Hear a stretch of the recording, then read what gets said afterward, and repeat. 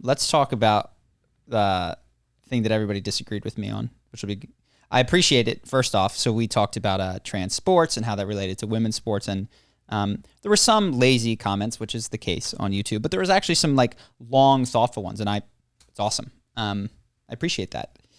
So I want to address them because I will say, though I did not read all of the comments, I read a proportion of them, some of them, and was not persuaded. So I want to come back and try to more clearly explain my position. I would say I'm still not 100% clear on it. I haven't really identified the core nugget of the argument and the slam dunk, like I just knocked your keystone out, but I'll work around it. And you help me.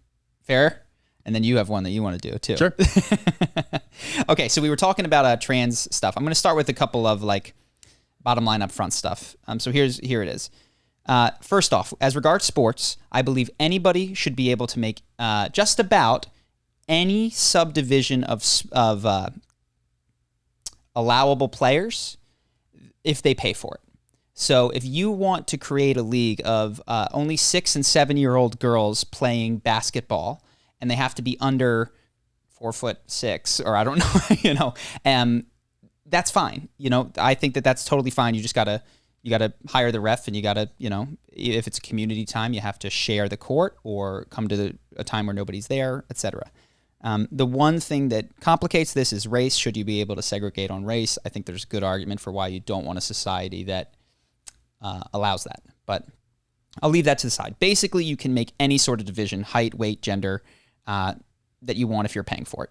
Second, no one has a right at all to be a pro athlete, right? You do not have a right ever to play any sport. You do not have a right to play basketball, football, etc. If what determines if you do have a right is if there is a market demand for that thing. So you do not have a right to be a pro bowler, even if you bowl a 300 every single time. If no one wants to watch you bowl and there's no advertising money to be made, you could still pay to bowl, and I encourage you to, but you don't have any right. And so typically what happens is the market decides based on who the best humans are in any given sport to play it, right? But sometimes it likes to protect groups of people that are explicitly not competing against the best competitors in that sport. So for example, college football. NCAA is a total clusterfuck, but it's very profitable. And so college football, they are not playing against the best football players in the world, but it's still a profitable subdivision, and you're not allowed to play unless you're in college, and that the market will bear it. Women's MMA. Valentina Shevchenko could not beat a guy that was in the UFC in her weight class, but she's really fun to watch, and she's profitable, and she does great. Conor McGregor, we talked about, can't beat Francis Ngannou, profitable, all the kind of thing. And what is happening right now in the UFC is that they are considering removing the 125-pound weight class for exactly this reason. There's a group of guys that are champions at 125 and non-competitive at 135, but they don't generate enough interest or revenue, and so they have no right if the market doesn't want to see them. And Henry Cejudo is maybe interesting enough to make that division survive. So if the market stops supporting your protected class, you can't be a pro, go and pay. That's my thesis. So what trans athletes do, and interrupt at any point if you want, is they ask the question, why do we have two divisions? One, which is the everyone can compete, which is typically considered men's, but I believe in most cases women are allowed to compete and are not competitive. And if that's not the case, I think it should be. I think there should be an open golf, football, baseball, etc. But why do we have another tier that is professional, that is protected, even if it doesn't carry its weight in the market? And just to be clear, some women's sports do. Some women's sports do. Some women's sports do. And I believe that should absolutely be allowed to exist because the market wants to see them.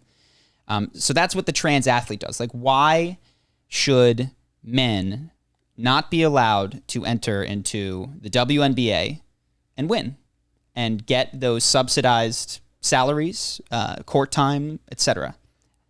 And the answer that is often given is, and I read the comments, is basically because biologically, through no choice of their own, women are less athletic on average. They didn't have a chance at the testosterone. They didn't have a chance at the bone density. They didn't have a chance at all of this. Yeah, you don't get a 7'2", 280-pound athletic female in the same way you do with DeAndre Ayton, Giannis, Shaquille O'Neal. Sure. It is effectively impossible, and we want to measure for skill. And so what we do is we have this protected league where we can measure against skill. Sometimes these leagues, as in college and the WNBA, so women's college sports are often subsidized via Title IX by men's sports. And prize money, this, I don't know if everybody believes this in the comments, will be even despite the ad revenue that they're bringing in not being the same. So this occurs in tennis. Rafael Nadal has to compete against everybody. The Williams sisters do not explicitly have to compete against every possible tennis player. They have the same prize money? They get the same prize money. Oh. And they fought for that. And I don't think that they deserved it because they bring in less revenue than they do. So this argument, I would just say, if you left a comment and you're listening to this, and I know I'm going slow, is that the argument, because biologically blank is less athletic on average, just sub out a different category instead of women and see if you like the results. So other categories that you could say, because biologically men under 5'2" are less likely to win and don't stand a chance. Because biologically men without a certain amount of fast twitch muscle fiber, because skinny men, men with scoliosis, amputees, etc. None of these categories are guaranteed a professional salary, access to sponsors, or in the case of the Olympics, an internationally televised world stage on which to compete. The question that I would raise to you is, should they be?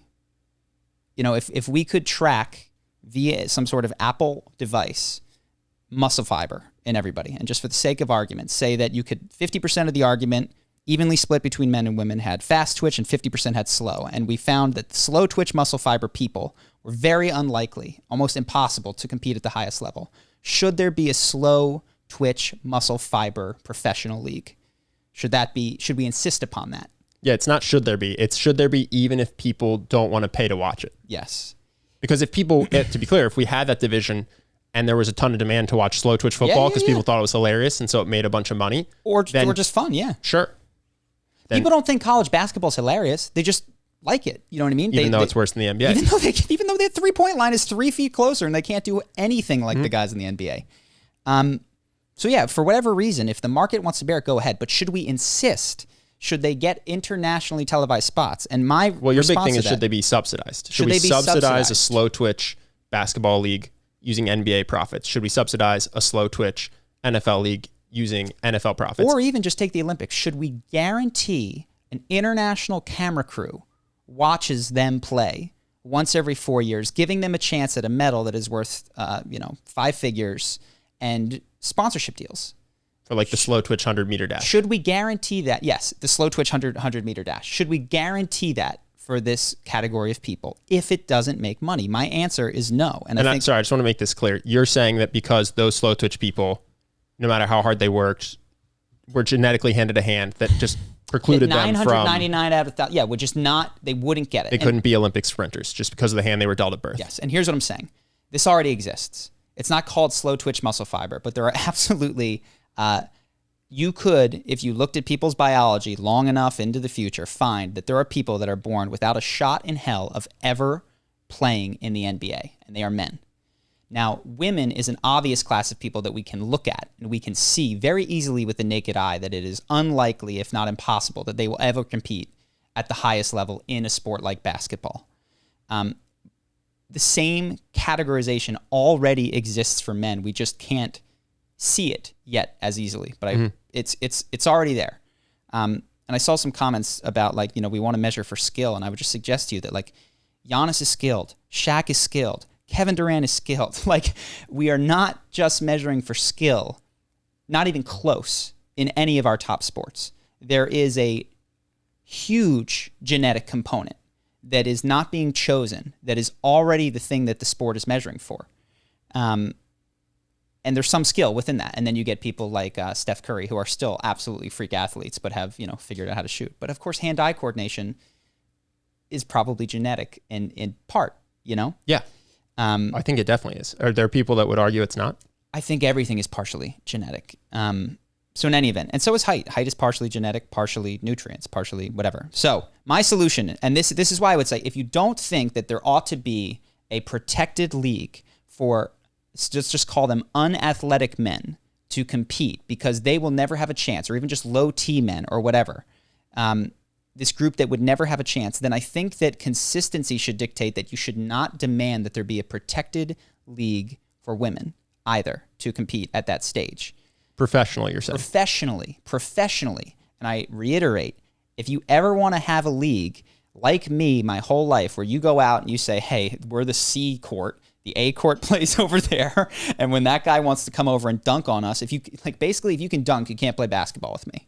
Those are the rules because it's just not fair or fun. Sorry, and this is applicable both to pickup in the case of basketball, soccer, it could be intramural, but also intramural. Yeah, intramural, yeah. Both of those are accessible, and it's how most men and women participate in sports when they're 0 to 21. Mm-hmm. And I could break down the things. I think I've made this clear, but for 99.9% of people, nothing changes. And the only question that I have for the Olympics, now let's go back to the trans athletes, is, okay, given that there's no, in my opinion, protection that we need to guarantee for anyone, anywhere to be a professional athlete, let's just start. Should Greco-Roman wrestling continue to exist? Not if it's not earning the money. I don't know why they canceled it, but I presume it's something like that. Like, hey, you've trained, you wanted to be a Greco-Roman wrestler, you needed someone to look up to? Tough. It's not earning money. How much did that suck for the guy that was going to be an Olympian, but then it got canceled? It sucked a lot for that guy. It sucked a lot, but like sorry, man, you can still wrestle. You could still do it with your friends. You could still coach a wrestling team. Yeah, you could be a high school coach. You can do a lot of stuff, but you cannot demand that other people pay or that camera crews show up to watch you do something that people don't want. And so with the Olympics and women's sports in the Olympics and any sport in the Olympics, I just mentioned, you can cancel Olympic sports. The question is, why should your protected group not have to compete against the best athletes in the world? And the only possible solution that I think is fair is because the market wants it, is because there is a demand for women's soccer, which I actually think there is, because there is a demand for women's MMA, which I know there is.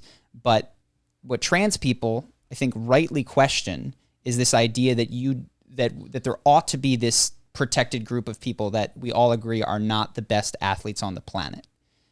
So I would say it's arbitrary, and the only question I have is, will the market tolerate trans male to females entering into women's sports? And if the answer is yes, then fine. I don't think that there should have been that subdivision in the first place if the market wasn't bearing it and wanting it. And if not, great, then great. Yeah. I want to say one clarifier, which we don't have to touch on, and then I have a question for you. So the one clarifier I have is trans people aren't calling that into question, actually.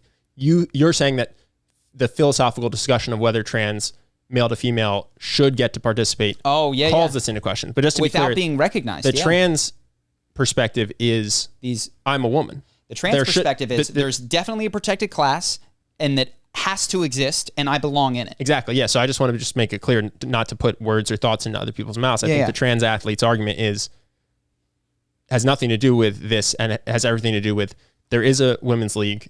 I am a woman and I should participate in it because I'm exactly the same as all of those women as far as qualifying for the category of woman. The people who really bring this into question are the ones who say, no, you can't. Exactly. Those are the ones who go, wait a second, why? You know what I mean? Like, why do we have this group? And they go, because it's not fair. And I go, wait, you want to make leagues for people who didn't have a chance to be champions?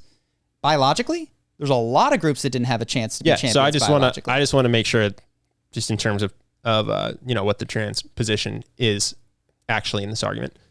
My question to you is, how would you... Sorry. I just want to reiterate what you said. You're right. It's not the trans position, the pro-trans entering into this position does not call this into question. No, it just says... The anti, you should be able to play in this, really calls into question, well, why do we have two separate leagues? And then what their response is exactly what I said. Yeah. My question, because it's just something that we encourage other people to do, steelman the other side. Steelman the other side? Yeah. What I see is a lot of emotion. Like, I have a daughter, who will she look up to? Okay, I will try to steelman the other side as best I can. Well, I answer that question. I have a daughter. Who should she look up to? Serena Williams or Rafael Nadal, or, you know what I mean? Or, or a scientist or like just anyone is the answer. You don't need to have, she should also know, I think, quite frankly, that we're not, Imagine a world where we were subsidizing scientists who weren't the best scientists in the world. And I was like, hey, my son has an IQ of only 110. Which scientist will he look up to? Because there's no scientist with IQs of 110 like him. And the answer is, yeah, we don't want or need them. Yeah, well, there probably are, but let's say he has an IQ of 90. I'm just saying, okay, which Mensa people or which chess players or which whatever, like who will he look up to? The chess league. Like there's no one in professional chess. Yeah, maybe I love chess. I have 100 IQ. I can't look up to anyone because they all have 160 IQ. He can't look up IQ. to anybody because he can never be like them and he can never play. Yeah, okay, he can still play chess. Mm-hmm. I think that's an important distinction. It's like you can have the 100 IQ and still play chess. You can be any gender, race, color, creed, whatever, and still play sports. You should play sports. Sports are great. We should have public courts that people have access to, and you can, sign up to fill out time, and people can set up intramural leagues and all that kind of stuff. I think is great. So, you want me to steel man it as best I can? I will just. I don't believe this to be true. Okay, there are two definitive, totally separate categories of humans: men and women. Those are the primary distinction that we should separate people by, and they have totally different outcomes in terms of athletics. Women will never get it. I mean, I'm just saying what people say, which is not a good argument. They'll never get a chance to win, so we have to give them a chance to win in their own protected And the league. reason you find that compelling is because it just applies to so all the groups, slow twitch people and the shorter than NBA height people. And okay, correct. We could slice it up a bunch of different ways. I just wanted to give the other side its due. Yes. And I've said this so many times. If your division, such as 105-pound MMA fighters that have to wear gloves, can't do eye gouges, etc., there's all these arbitrary rules in the UFC. If that makes you money, great. Yep. Like no girls allowed that are over 105 pounds. And if you're a really good fighter, but only with eye gouges, you can't compete. Yeah. You know what I mean? There's all these rules that you can't do and fight with. And if the market will bear that, fantastic. God bless you. Okay. Go be on the Wheaties box. Justin, any questions that you think Charlie should address? Well, no, because before we wrap up and move on, I'm just curious, Justin, kind of, you feel like the everyman role sometimes. What do you have any holes you see in that argument or questions for Charlie? Or you don't have to. I don't mean to put you on the spot. I guess the one thing I was thinking was if the idea is that you need to have a market demand for something, how does the market know what it wants before it's created? But that's less of like that's a great specific thing to this. But. I think that's a great question, and you raised this is a thing with women's MMA, which is like there is a lot of purists out there that were like, no, never do it, etc. And I actually think that there is a fair argument to be made for, look, this group deserves a chance to have a protected status for a period of time and see if it can generate some market demand. Go ahead. No, talking to your mic. Oh, sorry. And see if it can generate. Sorry. And see if it can generate market demand. I think there's a good argument for that. For taking a crack at a women's UFC or women's soccer, female NFL, or try this: 125-pound fighters, or 115-pound male fighters, or a 230-pound in between light heavy and heavyweight UFC, because the guy that would win that would be potentially a different guy that would win at the 260-pound, but we don't have that division yet. So yeah, I think you can and should play with these types of things and put enough time and space into them. But I would say, for instance, women's tennis is well established at what it brings in.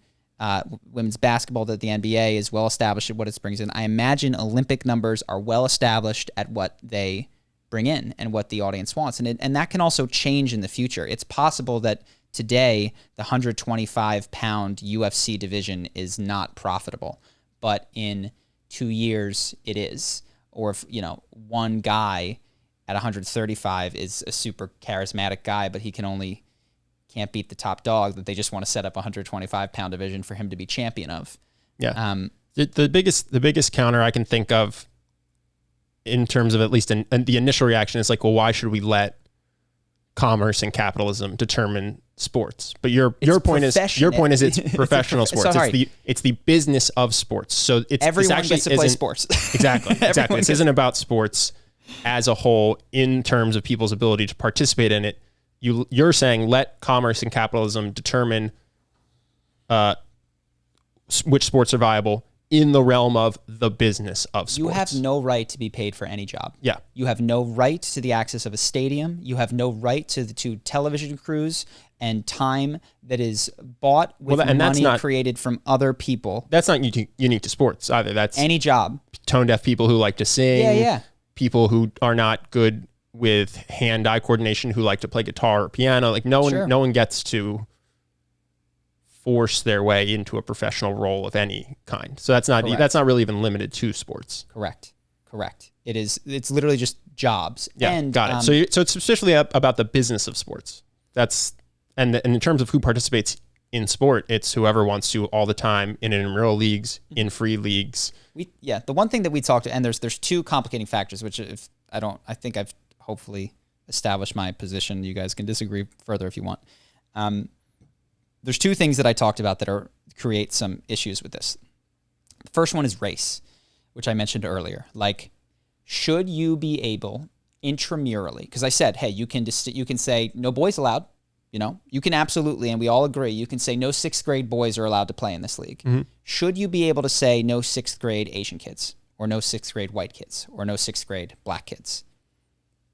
Well, if you were running this down with the same thought process. By the way, this is a philosophical way of approaching this, because I think that with all of this stuff, people have a knee-jerk reaction, and I'm trying to inspect the underlying principles for consistency, inconsistency. So they have clear, I believe, data on the disparate average athletics of the genders. Mm-hmm. I imagine that those are much more closely tied amongst different races of the same gender. Let's pretend that they're not.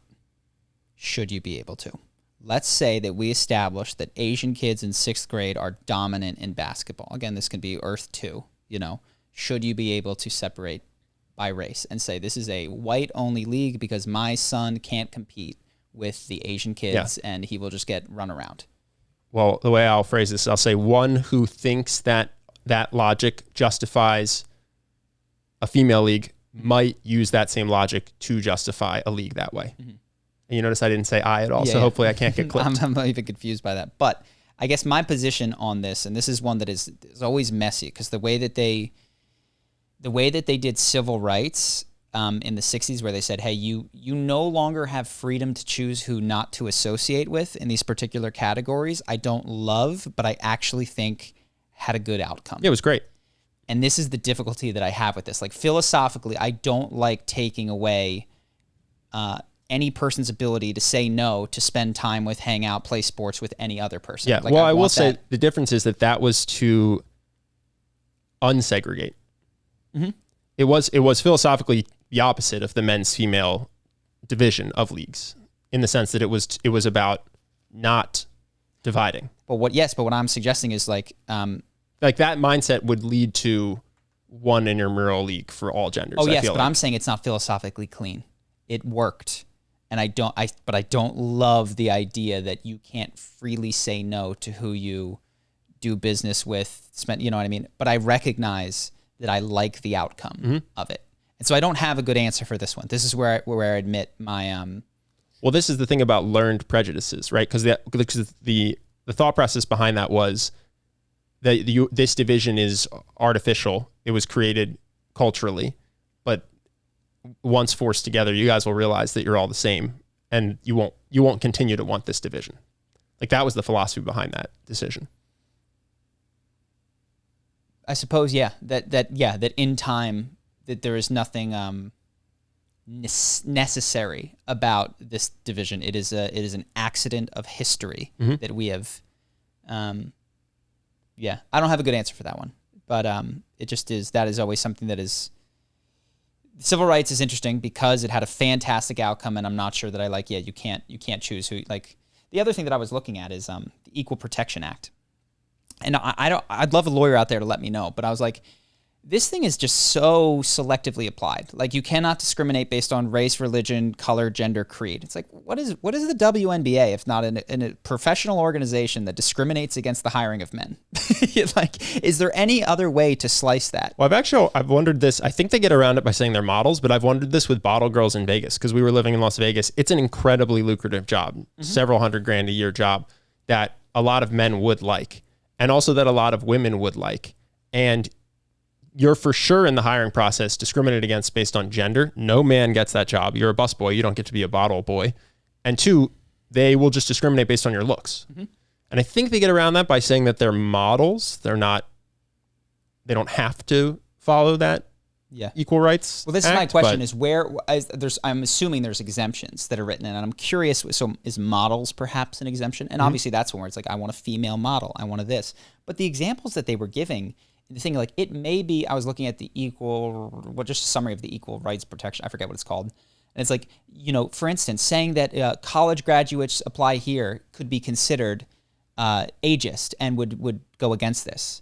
And it's like, wait, this is so selectively applied. Because what is no one enforces that one. 10 years experience. Yeah. Or or where? I feel like if we demanded the level of discrimination that the law seems to call for to go away, the one thing it said, it was like, for instance, if you, in hiring practices, if you only hire people based on word of mouth in the Hispanic community, that could be considered not defensible. And it's just like, what are we talking about? What universe does this not happen? Where like people who, a family business who is of a particular race tells their extended network in their neighborhood that is similar to them, and then winds up with people of a similar racial background.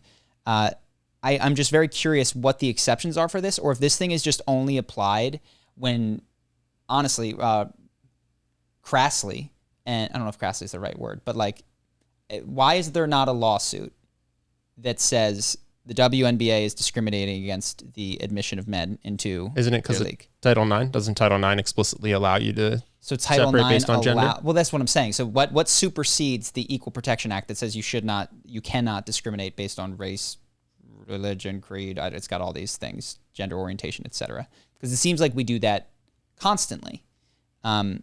And so I'm wondering why in some cases we can. And this is a legitimate question to anyone who understands the law out there.